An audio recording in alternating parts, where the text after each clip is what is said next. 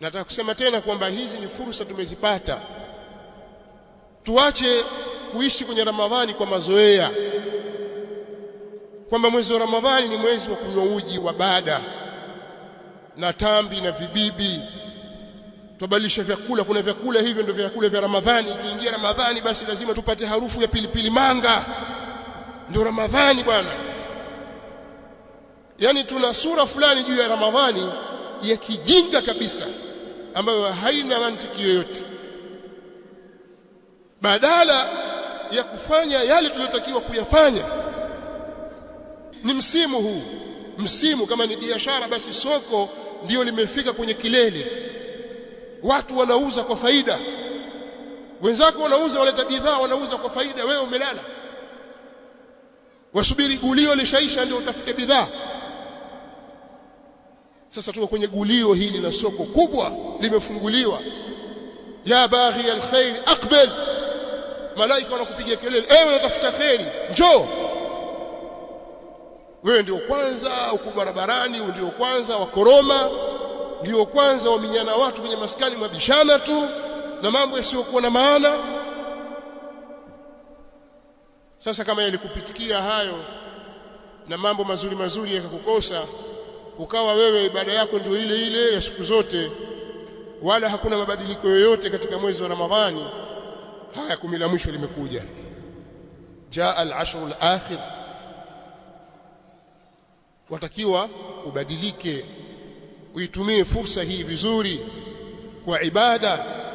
Na ibada ziko aina mbalimbali, ukichoka kufanya hivi utafanya hivi. Miongoni mwa ibada ambazo pia tulitaja katika al-khutba Jumaa iliyopita ni mtu kudumu kuswali swala za jamaa msikitini. Kwa wanaume, hudhuria swala za jamaa, dumu kuswali swala za sunna ar-rawatib, usiache.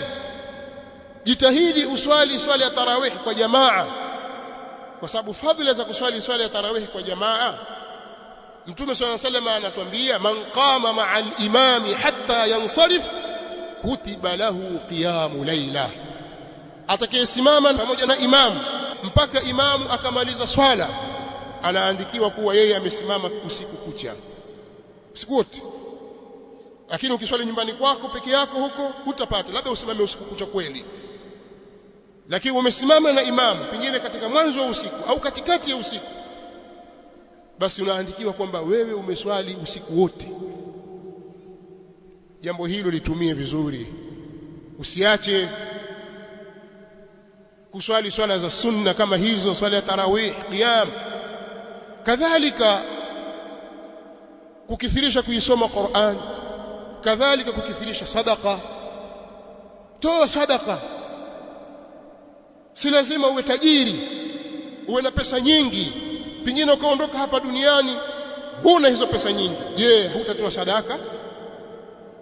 Toa kile ulichojaliwa na Allah subhanahu wa ta'ala, wa mimma razaqnahum yunfiqun.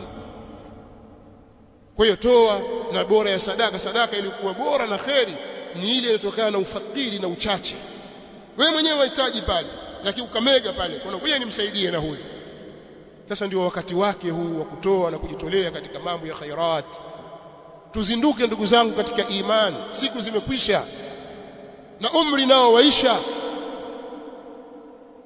Fursa tuzitumie vizuri. Wallahu ta'ala a'la wa a'lam.